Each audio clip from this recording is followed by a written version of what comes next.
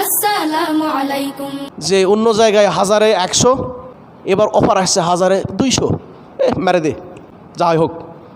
অন্য জায়গায় একটু 6-9 করলে, উল্টাপাল্টা কথা বললে এখান থেকে কিছু খাওয়ার অপশান আছে, তুই একটা কথা এদিক ওদিক করে দেই, দিব্যি 1-1.5 মাস রিল্যাক্সে বসে থেকে খাওয়া যাবে। নফস এভাবে বলতে থাকবে, তৎক্ষণাৎ রাসূলের ভাষা অনুযায়ী আপনাকে যুদ্ধে লিপ্ত হতে। হেভি আদবওয়ালা মানুষ, তাকে জিজ্ঞাসা করা হলো, ভাই আপনি এত সুন্দর আদব কোথা থেকে শিখেছেন? আপনার আদব কায়দা দেখে আমরা সকলেই মুগ্ধ। তো উনি বলতেছে, আমি আদব শিখেছি বেয়াদবের কাছ থেকে। কার কাছ থেকে? আদব শিখেছি বেয়াদবের কাছ থেকে।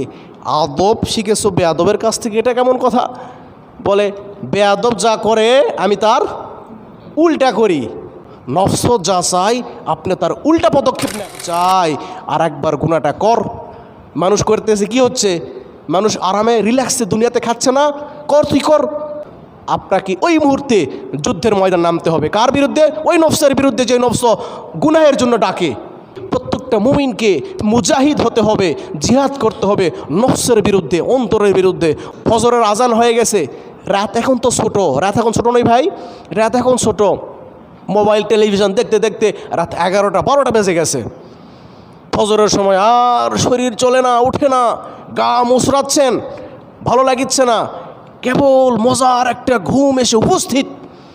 ওই সময় শয়তান করছে যে আজকে থাক, কালকে জোহর থেকে শুরু করবে, আজকে থাক, আজকে শরীর খারাপ, একটু ঘুমে নেই, আজকে থাক, আজকে নামাজটা থাক। এইরকম অন্তরের ভিতরে হয় কি হয় না? কথা বলেন। হয়, এরকম অন্তরের ভিতরে হয় বিধায় তো আল্লাহ কথা বলেছেন, অন্তরের ভিতরে তো হয়। তখন ওই মুহূর্তে আপনাকে কি করতে হবে ভাই? যুদ্ধের ময়দানে নামতে হবে। কার সাথে যুদ্ধ করবেন? ওই যে নফস, শয়তান আপনার ভিতরে ধোঁকা দিচ্ছে। প্রকার নফস হচ্ছে মানুষকে গুনাহের দিকে উদ্বুদ্ধ করে। দ্বিতীয় প্রকার নফস হচ্ছে গুনাহ করে ফেলালে ওই মানুষকে অনুতপ্ত ঘটায়। তৃতীয় প্রকার নফস হচ্ছে প্রত্যেকটা ভালো কাজের প্রতি প্রত্যেক অবস্থাতে, ভালো মন্দ, সুস্থ অসুস্থ, রোগ ব্যাধি, বালা মুসিবত, বিপদ আপদ, টেনশন পেরেশান ডিপ্রেশন, সব সময়ের জন্য আল্লাহর প্রতি খুশি থাকে যে নফস, ওই নফসের নাম নফসে মুতমাইন্নাহ। আল্লাহ পাক রব্বুল আলামিন আমাদেরকে নফসে মুতমাইন্নার অধিকারী, সর্বোচ্চ আল্লাহর প্রতি সন্তুষ্ট হওয়ার মতো অন্তরকে আল্লাহ তাআলা আমাদের তৈরি করে দেন। সকলে পড়ি, আসসালামু আলাইকুম ওয়া রাহমাতুল্লাহি ওয়া বারাকাতুহু। আলহামদুলিল্লাহি ওয়া কাফা ওয়া সালামুন আলা ইবাদিহিল্লাযীনা ইসতাফা, আম্মা বা'দু। أما بعد فأعوذ بالله من الشيطان الرجيم. بسم الله الرحمن الرحيم.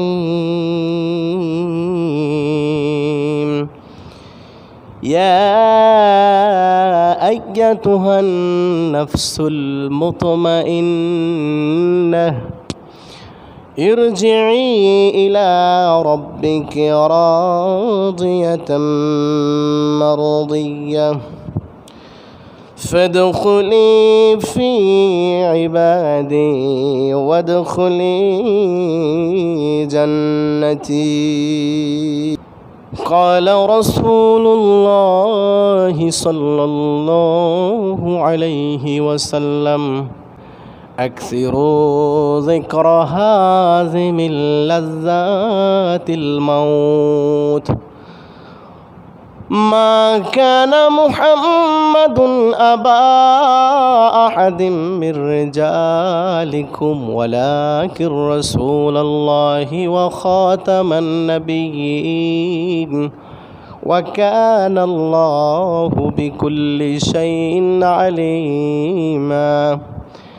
إن الله وملائكته يصلون على النبي يا أيها الذين آمنوا صلوا عليه وسلموا تسليما. اللهم صل على محمد وعلى آل محمد كما صليت على إبراهيم وعلى آل إبراهيم إنك حميد مجيد اللهم بارك على محمد وعلى آل محمد كما باركت على إبراهيم وعلى آل إبراهيم إنك حميد مجيد শুকরিয়া আদায় করছি মহান রবের দরবারে যে মালিক আমাদেরকে শাওয়াল মাসের 14 তারিখ 1447 হিজরি সন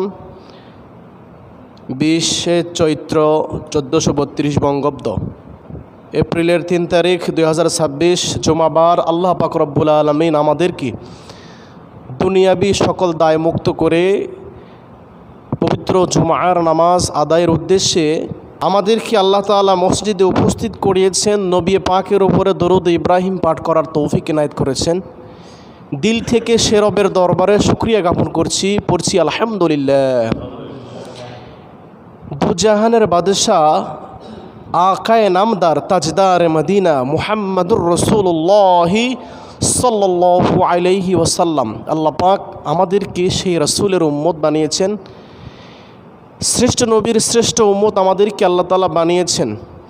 সেই রাসূলের প্রতি লক্ষ কোটি দুরূদ ও সালাম বর্ষিত হোক। সকলে পড়ি সাল্লাল্লাহু আলাইহি ওয়াসাল্লাম। প্রিয় উপস্থিতি, পবিত্র কোরআনুল কারীমের সূরা ফাজরের শেষ আয়াত তেলাওয়াত করেছি। পৃথিবীর প্রত্যেকটা মানুষের অন্তর আছে, নফস আছে। এই নফস প্রত্যেকটা মানুষের ভিতরে তিনভাবে কাজ করে। একজন রাষ্ট্রপ্রধানের অন্তরেও নফস তিনভাবে কাজ করে। একজন ইমাম, তার ভিতরেও তিনভাবে নফস কাজ করে। একজন মুসল্লি, তার ভিতরেও নফস তিনভাবে কাজ করে। পৃথিবীর প্রত্যেকটা মানুষের ভিতরে নফস তিনভাবে কাজ করে। নফস আল্লাহর কোরআনের ঘোষণা অনুযায়ী তিন প্রকার। আমরা আরবিতে নফস বলি, এর বাংলা অর্থ হচ্ছে অন্তর। মানুষের অন্তর, মানুষের অন্তর কয় প্রকার? তিন প্রকার।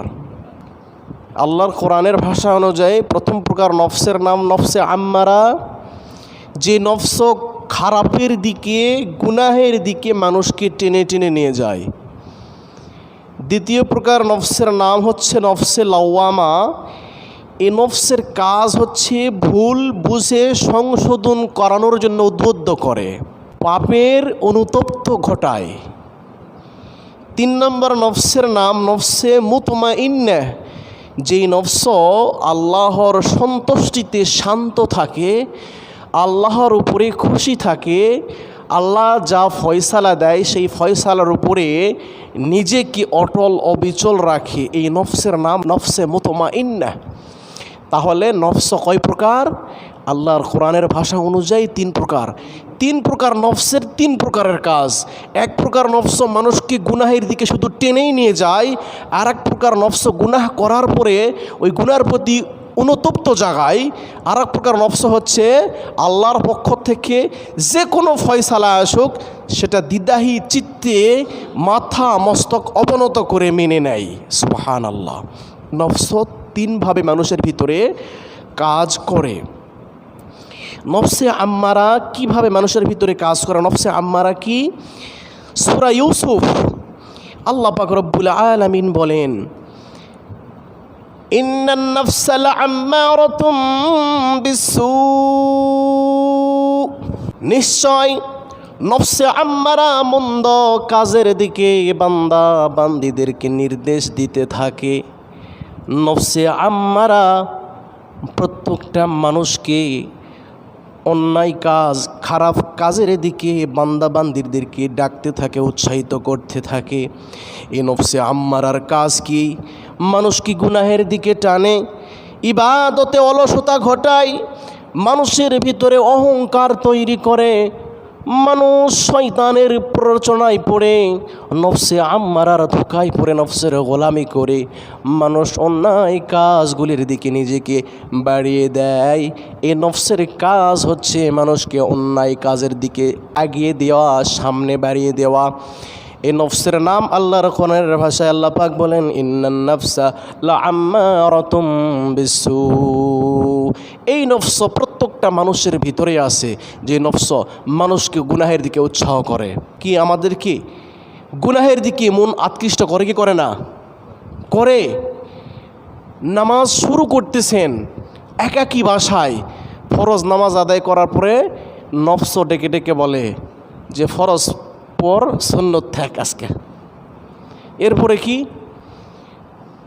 কোনো একটা অন্যায় কাজ সামনে উপস্থিত, কিন্তু ওই জায়গা থেকে শয়তান নফসকে শুধু গুনাহের দিকে টেনেই নিয়ে যায়। এটাকে বলা হয় নফসে আম্মারা। এটা প্রত্যেকের ভিতরে গুনাহের দিকে মানুষকে টেনে টেনে টেনে টেনে নিয়ে যায়, গুনাহ করার জন্য মানুষকে উৎসাহিত করে, মিথ্যা বলায়, অহংকারী ঘটায়, মানুষের ভিতরে অন্যায় কাজ করার জন্য এই নফস উৎসাহিত করে। এই করে ফেলা, কিছু হবে না, নামাজ আজকে পড়িস না, থাক, এই অন্যায় কাজ কর, এই দুর্নীতি কর, এই অবিচার কর, এই জুলুম কর, এই সুদ ঘুষ অন্যায়ের দিকে যা, মানুষ খাচ্ছে, বড় লোক হচ্ছে, সমস্যা নাই। এই যে নফসে আম্মারা অন্তরের ভিতরে উৎসাহিত করে, এটা প্রত্যেকের ভিতরে। আল্লাহ পাক বলেন প্রত্যেকটা মানুষের ভিতরে এই নফস কাজ করে। এরপরে 2 নম্বর নফস, যখন বান্দা গুনাহ করেই ফেলায়, যখন বান্দা গুনাহ ঘটিয়ে ফেলায়, অন্যায় করে, অহংকার করে, হিংসা করে, জুলুম করে, বান্দা যখন নামাজকে পরিত্যাগ করে, বড় ধরনের একটা পাপ করেই ফেলেছে, তখন ওই মানুষের ভিতরে নফসে লাওয়ামা কাজ করে। ওই মানুষের ভিতরে নফসে লাওয়ামা কাজ করে কিভাবে? আল্লাহ পাক রব্বুল আলামিন নফসে লাওয়ামা সম্পর্কে সূরা কিয়ামাতে বলে ওয়ালা উকসিমু বিন নাফসিল লাওয়ামা।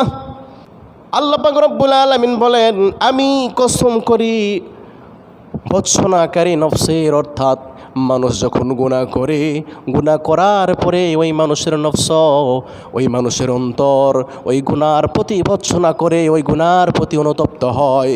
মানুষ অন্তরে অন্তরে ভাবতে থাকে, গুনাহ করলে অনুতপ্ত করায়, আল্লাহ তোমাকে এই কাজ করার জন্য পাঠায় নাই, তুমি নামাজ আজকে পরিত্যাগ করেছো, আল্লাহ তো তোমাকে সৃষ্টি করেছে তার ইবাদত করার জন্য। বান্দার ভিতরে তখন গুনাহের অনুতপ্ত ঘটায়, বান্দা হাত তুলে গুনার জন্য আল্লাহর কাছে ক্ষমা চায়, আল্লাহ আমি অন্যায় কাজটা করে ফেলেছি, আমি গুনাহ করেই ফেলেছি, আপনি আমাকে ক্ষমা করে দেন। মানুষ যখন গুনাহের কাজ এক পর্যায়ে ঘটিয়ে ফেলায়, ওই মানুষের ভিতরে আল্লাহর পক্ষ থেকে নফসে লাওয়ামা মানুষের ভিতরে গুনার প্রতি অনুতপ্ত ঘটায়।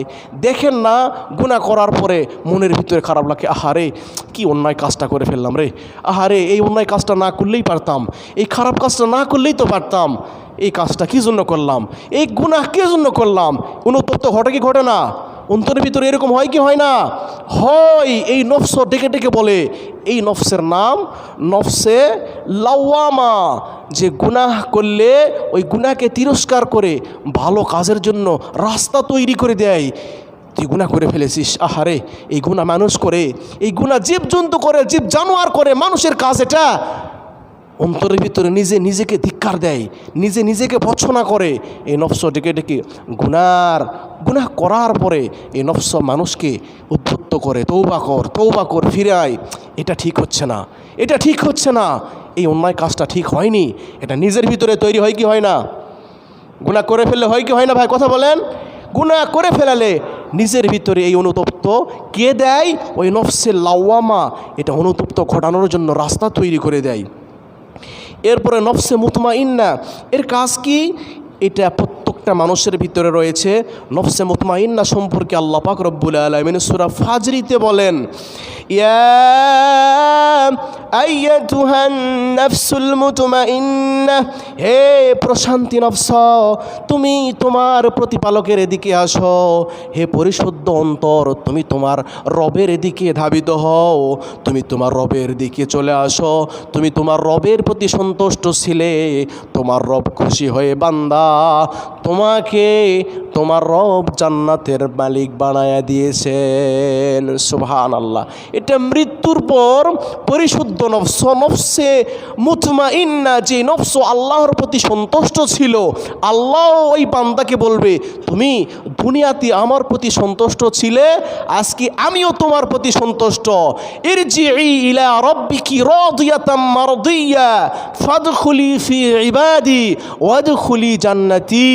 বান্দাকে, পরিশুদ্ধ নফসওয়ালাকে, আল্লাহর প্রতি সন্তুষ্টকারী নফসকে, ওই মানুষকে আল্লাহ বলবেন, যাও তোমার জন্য জান্নাতের দরজা খুলে দিলাম। সুবহানাল্লাহ। তাহলে প্রত্যেকটা মানুষের ভিতরে নফস তিন প্রকার, তিনভাবে কাজ করে। প্রথম প্রকার নফস হচ্ছে মানুষকে গুনাহের দিকে উদ্বুদ্ধ করে। দ্বিতীয় প্রকার নফস হচ্ছে গুনাহ করে ফেলালে ওই মানুষকে অনুতপ্ত ঘটায়। তৃতীয় প্রকার নফস হচ্ছে প্রত্যেকটা ভালো কাজের প্রতি প্রত্যেক অবস্থাতে, ভালো মন্দ, সুস্থ অসুস্থ, রোগ ব্যাধি, বালা মুসিবত, বিপদ আপদ, টেনশান পেরেশান ডিপ্রেশন, সব সময়ের জন্য আল্লাহর প্রতি খুশি থাকে যে নফস, ওই নফসের নাম নফসে মুতমাইন্নাহ। আল্লাহ পাক রব্বুল আলামিন আমাদেরকে নফসে মুতমাইন্নার অধিকারী, সর্বোচ্চ আল্লাহর প্রতি সন্তুষ্ট হওয়ার মতো অন্তরকে আল্লাহ তাআলা আমাদের তৈরি করে দেন। সকলে পড়ি আমিন। প্রিয় উপস্থিতি, আমাদেরকে নফসে আম্মারার বিরুদ্ধে জিহাদ করতে হবে। কী করতে হবে? জিহাদ। জিহাদ দুই প্রকার। জিহাদ কয় প্রকার? দুই প্রকার। এক প্রকার জিহাদ সশস্ত্র জিহাদ, অর্থাৎ আল্লাহ রসুলের জামানায়, খোলাফায়ে রাশিদিনদের জামানায়, সালাউদ্দিন আইয়ুবির জামানায় তারা সশস্ত্র জিহাদ করেছিল। জিহাদ কিভাবে করেছিল? রসুলের জামানায় আল্লাহ রসুল নিজে প্রায় 27টি যুদ্ধে অংশগ্রহণ করেছিলেন, প্রতিরোধমূলক যুদ্ধ। অর্থাৎ মুসলমানের জান মাল ইজ্জতের উপরে যখন তারা হামলা করতে চেয়েছিল, ওটাকে অস্ত্র শস্ত্র নিয়ে যুদ্ধের ময়দানে দলবদ্ধ হয়ে অস্ত্র নিয়ে যুদ্ধের ময়দানে শত্রুদের সাথে জিহাদ, এটাকে আল্লাহর পক্ষ থেকে জিহাদ, এটা ফরজ জিহাদ। এই জিহাদ ফরজ সশস্ত্র যুদ্ধ, এটাকে বলা হয় জিহাদ। আরেকটা জিহাদের নাম ব্যক্তি জিহাদ, অর্থাৎ এখানে আমরা যারা মুসল্লি আসি, যারা আসবেন, পৃথিবীর যত মানুষ আছেন, প্রত্যেকটা মানুষকে জিহাদ করতে হবে। কী করতে হবে বলেন তো? কী করতে হবে? জিহাদ করতে হবে। প্রত্যেকটা মানুষকে জিহাদ করতে হবে। কি জিহাদ? বলে জিহাদ তো একটা শক্ত কথা, গরম কথা। জিহাদ তো মনে হয় যে মারামারি, ফাটাফাটি, কাটাকাটি না। প্রত্যেকটা মানুষকে জিহাদ করতে হবে নফসে আম্মারার বিরুদ্ধে। যেই অন্তর গুনাহ করে, ওই অন্তরের বিরুদ্ধে কি করতে হবে? কি করতে হবে ভাই? জিহাদ করতে হবে। যে অন্তর গুনার দিকে ডাকে, তার সাথে জিহাদ করতে হবে। যে অন্তর গুনাহের প্রতি উৎসাহ ঘটায়, ওই অন্তরের সাথে জিহাদ করতে হবে। আল্লাহ নবী সেটাই বলেন, তোমাকে প্রত্যেকটা মুমিনকে মুজাহিদ হতে হবে, জিহাদ করতে হবে নফসের বিরুদ্ধে, অন্তরের বিরুদ্ধে। অন্তর চায় আর একবার গুনাহটা কর। মানুষ করতেছে, কি হচ্ছে? মানুষ আরামে রিল্যাক্সে দুনিয়াতে খাচ্ছে না, কর তুই কর। এ নফসে আম্মারা ধোকা দেয়। আপনাকে ওই মুহূর্তে যুদ্ধের ময়দান নামতে হবে। কার বিরুদ্ধে? ওই নফসের বিরুদ্ধে, যে নফস গুনাহের জন্য ডাকে। ফজরের আজান হয়ে গেছে, রাত এখন তো ছোট, রাত এখন ছোট নয় ভাই, রাত এখন ছোট। মোবাইল টেলিভিশন দেখতে দেখতে রাত 11টা 12টা বেজে গেছে। ফজরের সময় আর শরীর চলে না, উঠে না, গা মুচড়াচ্ছেন, ভালো লাগিচ্ছে না, কেবল মজার একটা ঘুম এসে উপস্থিত। ওই সময় শয়তান করছে যে আজকে থাক, কালকে জোহর থেকে শুরু করবে, আজকে থাক, আজকে শরীর খারাপ, একটু ঘুমে নেই, আজকে থাক, আজকে নামাজটা থাক। এইরকম অন্তরের ভিতরে হয় কি হয় না? কথা বলেন। হয়। এরকম অন্তরের ভিতরে হয় বিধায় তো আল্লাহ কথা বলেছেন, অন্তরের ভিতরে তো হয়। তখন ওই মুহূর্তে আপনাকে কি করতে হবে ভাই? যুদ্ধের ময়দানে নামতে হবে। কার সাথে যুদ্ধ করবেন? ওই যে নফস শয়তান আপনার ভিতরে ধোঁকা দিচ্ছে, ওই মুহূর্তে আপনাকে যুদ্ধে নামতে হবে। আমি আগে উঠবো, আগে শক্ত করে অজু করব। আগে অজু করতাম 3 বার করে কুলি করতাম, 3 বার মেসওয়াক করতাম, 3 বার হাত ধৌত করতাম, এবার 9 বার করে করব। অজু আরও সুন্দর করে করব। নফসের ভিতরে ধোঁকা দেয়, আজকে থাক, নামাজ থাক, বরং আজকে তাড়াতাড়ি উঠে তাহাজ্জুদ পড়ার চেষ্টা করব। আমি আজকে মসজিদে তাড়াতাড়ি যাব, সুন্নত নামাজ আদায় করে বসে থেকে আল্লাহর জিকির করব। মানে ওই যা বলতেছে তার উল্টাটা আপনাকে করতে হবে। একজন হেভি আদবওয়ালা মানুষ, খুব আদব, তাকে জিজ্ঞাসা করা হলো, ভাই আপনি এত সুন্দর আদব কোথা থেকে শিখেছেন? আপনার আদব কায়দা দেখে আমরা সকলেই মুগ্ধ। তো উনি বলতেছে, আমি আদব শিখেছি বেয়াদবের কাছ থেকে। কার কাছ থেকে? আদব শিখেছি বেয়াদবের কাছ থেকে। আদব শিখেছো বেয়াদবের কাছ থেকে, এটা কেমন কথা? বলে, বেয়াদব যা করে আমি তার উল্টা করি। নফস যা চাই আপনি তার উল্টা পদক্ষেপ নেন। নফস চায় আসছে কিছু অর্থ সম্পদ মেরে দেই। নফস বলে, একজন আসছে যে অন্য জায়গায় 1000-এ 100, এবার অফার আসছে 1000-এ 200, মেরে দে, যাই হোক। অন্য জায়গায় একটু 6-9 করলে, উল্টাপাল্টা কথা বললে এখান থেকে কিছু খাওয়ার অপশান আছে, তুই একটা কথা এদিক ওদিক করে দেই, দিব্যি 1-1.5 মাস রিল্যাক্সে বসে থেকে খাওয়া যাবে। নফস এভাবে বলতে থাকবে। তৎক্ষণাৎ রাসূলের ভাষা অনুযায়ী আপনাকে যুদ্ধে লিপ্ত হতে হবে, নফসের বিরুদ্ধে যুদ্ধ করতে হবে। প্রিয় উপস্থিতি, নফস নিয়ন্ত্রণ করা লাগবে কি লাগবে না বলেন? নফসে নিয়ন্ত্রণ করতে হবে। এই নফসে আম্মারাকে নিয়ন্ত্রণ করতে হবে। কিভাবে? নফস নিয়ন্ত্রণের 10টি উপযুক্ত আমল। এই 10টি আমল যদি করা যায়, 10টি আমলের ভিতরেও যদি থাকা যায়, নফস নিয়ন্ত্রণ হবে। আর আমল যদি না করেন, নফস তো এমনি নিয়ন্ত্রণ নেয়, আমলের ভিতরেও নেয়।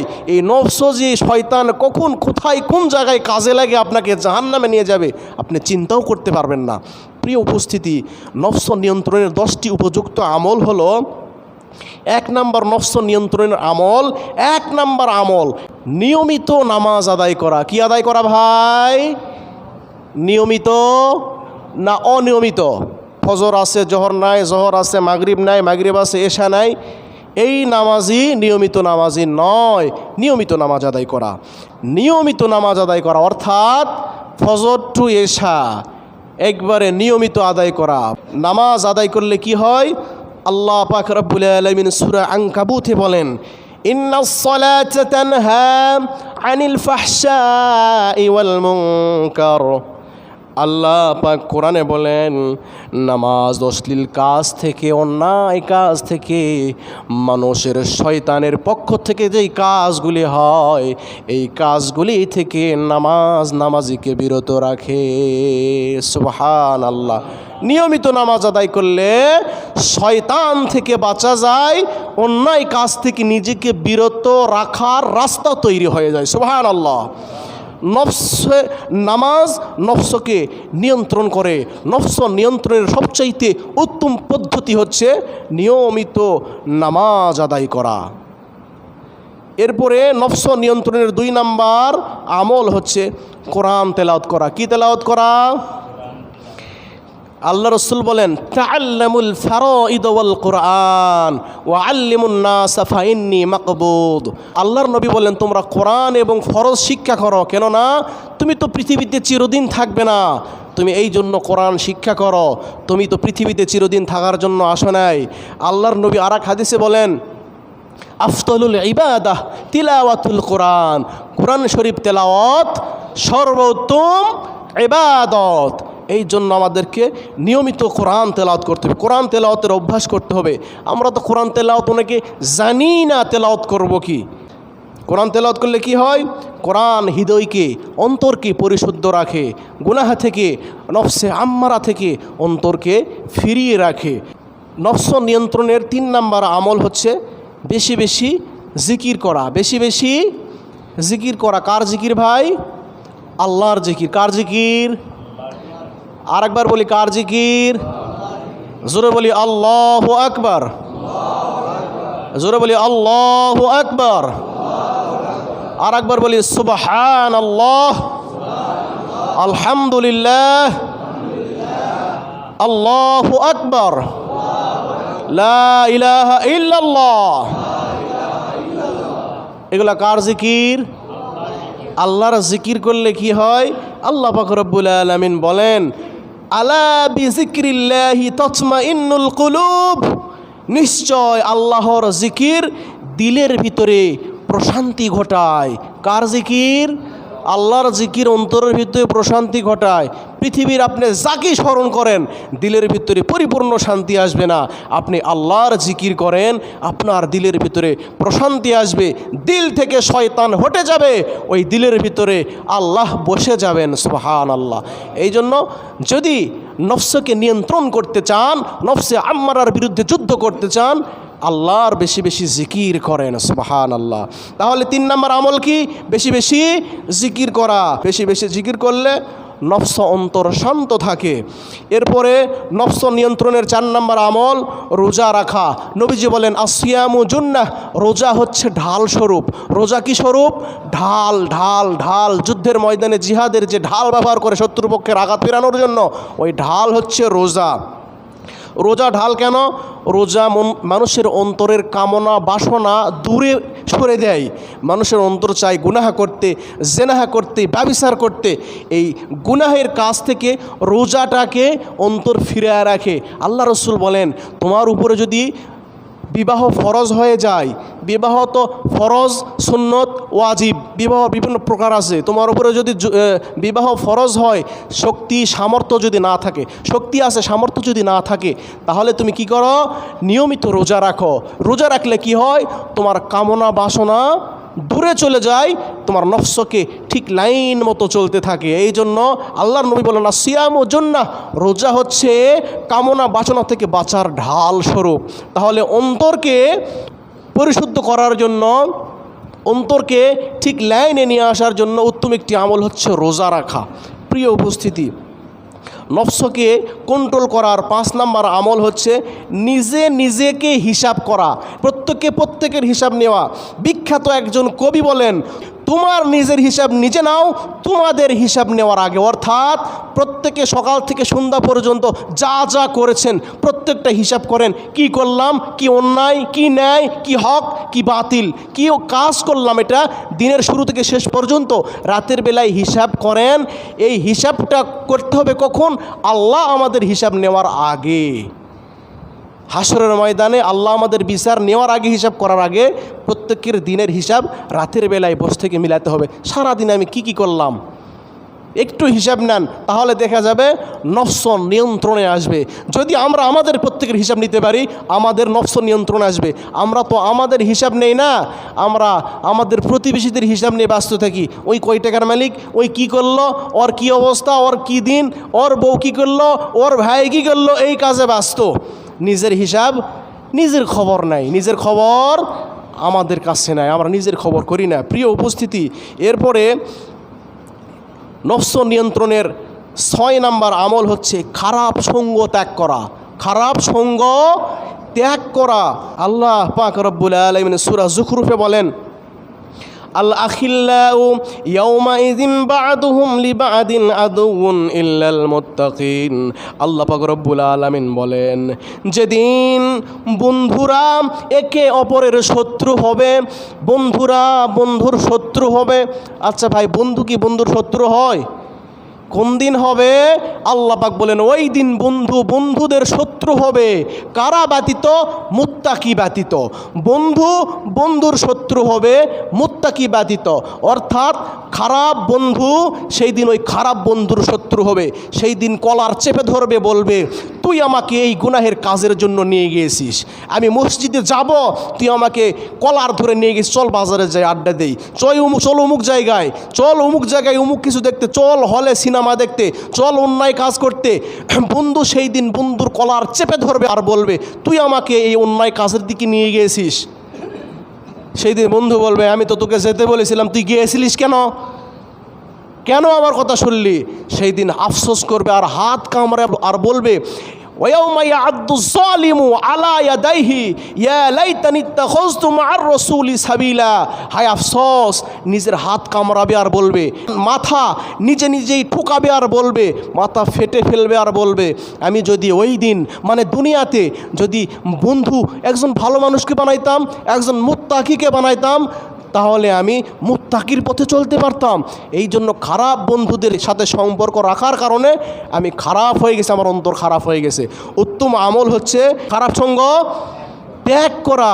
দেখেন দুনিয়াতে এক তাসখুর আর এক তাসখুরের সাথে ঘোরে, এক গাঁজাখোর আর এক গাঁজাখোরের সাথে দেখা যায় কি যায় না?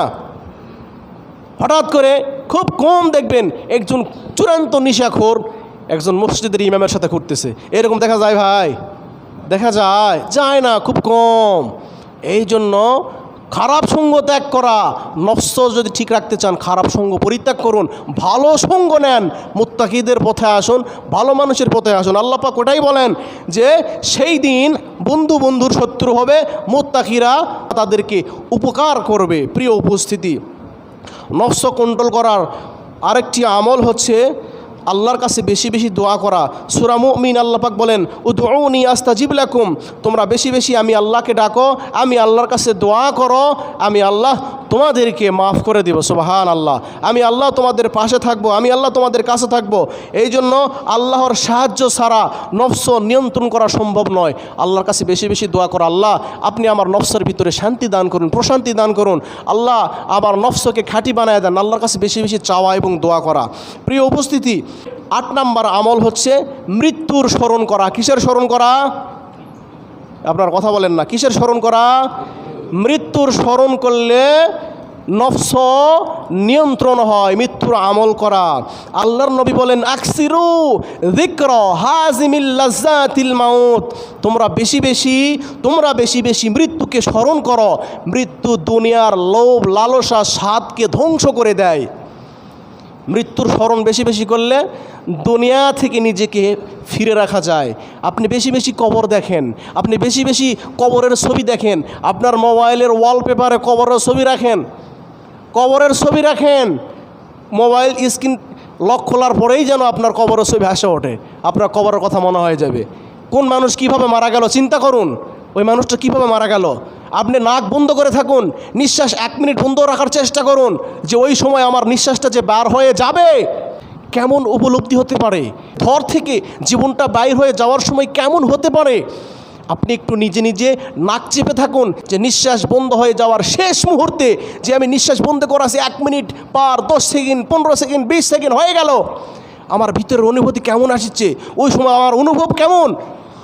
দেখবেন ভিতরে আপনার ধরপড় উঠে গেছে, হার্ট জোরে জোরে কাজ করতেছে, আপনি নিঃশ্বাস না নিলে মনে হয় কি যেন একটা ঘটে যাবে। ওই রকম চিন্তা করুন, মুজাহাদা করুন, নিজে নিজে নিঃশ্বাস বন্ধ করে মৃত্যুর মোরাকাবা করুন, মৃত্যুকে স্মরণ করুন, তাহলে দেখবেন নফস নিয়ন্ত্রণে চলে আসার জন্য নফস তৈরি হয়ে গেছে। এই জন্য বেশি বেশি মৃত্যুকে স্মরণ করা। এরপরে নফস নিয়ন্ত্রণের উত্তম আমল হচ্ছে গুনাহ থেকে দূরে থাকা। সূরা ইসরাঈল আল্লাহ পাক রব্বুল আলামিন বলেন, ওয়ালা তাকরাবুজ জিনা, তোমরা গুনাহের কাছে যেও না, জিনার কাছেও যেও না। আল্লাহ পাক বলেন তোমরা গুনাহ থেকে নিজেকে বিরত রাখো, গুনার কাছেও যেও না। ভাই, আতরের দোকানে গেলে কি পাওয়া যায়? আতরের গন্ধ পাওয়া যায়। আপনি আতরের গন্ধ কিনতে কি টাকা লাগে? ওই যে সুমন ভাইয়ের দোকানে যাবেন, আপনি এমনি এমনি গন্ধ পাবেন, আশেপাশে আতরের গন্ধ চলে আসবে। এরপরে আপনি যদি একটা টয়লেটের হাউসের কাছে যান, কি লাগবে ভাই টয়লেটের? আপনি না নিলেও ইচ্ছা ছাড়াও চলে আসবে। আপনি আগুনের কাছে যান, আপনার ইচ্ছা না থাকলেও আপনাকে কি দিবে? তাপ দিবে। আপনি বরফের কাছে যান, আপনার ঠান্ডা নেওয়ার ইচ্ছা নাই, কিন্তু কি দিবে আপনাকে? বরফে ঠান্ডা দিবে। বরফের স্বভাব ঠান্ডা দেওয়া, আগুনের স্বভাব গরম দেওয়া, আতরের স্বভাব ঘ্রাণ ছড়ানো, দুর্গন্ধের স্বভাব দুর্গন্ধ ছড়ানো। ঠিক তেমনই গুনাহের স্বভাব হচ্ছে গুনাহের কাজের কাছে যেও না, তার কাছে গেলেই কি হবে? গুনাহ করার জন্য অন্তর প্রস্তুত নিবে, তৈরি হবে, গুনাহ করার জন্য মনের ভিতরে উৎসাহ উদ্দীপনা জাগবে। এই জন্য আল্লাহ পাক বলেন তোমরা গুনার কাছে যেও না, গুনার কাছে যেও না, করা তো দূরের কথা, গুনার কাছে যেও না। গেলে পরে গুনাহের জন্য অন্তর উৎসাহিত হবে, অন্তর আগ্রহ প্রকাশ করবে। প্রিয় উপস্থিতি, নফসে আম্মারা কন্ট্রোল করার উত্তম আরেকটি আমল হচ্ছে ধৈর্য ধারণ করা। প্রত্যেকটা গুনাহের কাজ করার পূর্বে যে ধৈর্য নেন না, আমি করব না, এই যে ধৈর্যের পরিচয় দিলেন আল্লাহ পাক সূরা বাকারায় কি বলেন? ইন্নাল্লাহা মাআস সাবিরিন, নিশ্চয় আল্লাহ পাক ধৈর্যশীল বান্দাদের সঙ্গে থাকেন, পছন্দ করেন। ধৈর্য নফসকে শক্তিশালী বানায়। প্রিয় উপস্থিতি, আজকের যে আলোচনা হলো, মানুষের নফস 3 প্রকার। এক প্রকার নফস হচ্ছে গুনাহ করার জন্য উৎসাহিত করে, আর এক প্রকার নফস হচ্ছে গুনাহ করলে অনুতপ্ত ঘটায়, আর এক প্রকার নফস হচ্ছে উত্তম নফস, আল্লাহর প্রতি সদা সর্বদা সন্তুষ্ট থাকে। এই জন্য আমাদেরকে এই নফস কন্ট্রোল করার জন্য উত্তম 10টি আমল আমাদের জীবনে চালু রাখতে হবে। আমাদের নফসকে কন্ট্রোল করার জন্য বেশি বেশি ধৈর্য ধারণ করতে হবে, মৃত্যুর স্মরণ বেশি বেশি করতে হবে, নিয়মিত নামাজ আদায় করতে হবে, কোরআন একটু একটু তেলাওয়াত করতে হবে, বেশি বেশি জিকির করতে হবে, রোজা রাখার অভ্যাস করতে হবে, নিজের হিসাব সারাদিনের হিসাব করতে হবে, খারাপ সঙ্গ পরিত্যাগ করতে হবে, আল্লাহর কাছে বেশি বেশি দোয়া করতে হবে। আল্লাহ পাক রব্বুল আলামিন আমাদের সকলকে খাঁটি নফস পরিশুদ্ধ অন্তর নিয়ে আল্লাহর জান্নাতের মালিক হওয়ার, আল্লাহর সন্তুষ্টি অর্জন করার আমাদের সকলকে তৌফিক দান করুন। সকলে আওয়াজ দিয়ে পড়ি আল্লাহুম্মা আমিন। ওয়া আখিরি দাওয়াহুম আনিল হামদুলিল্লাহি রাব্বিল আলামিন ওয়া মা আলাইনা ইল্লাল বালাগ।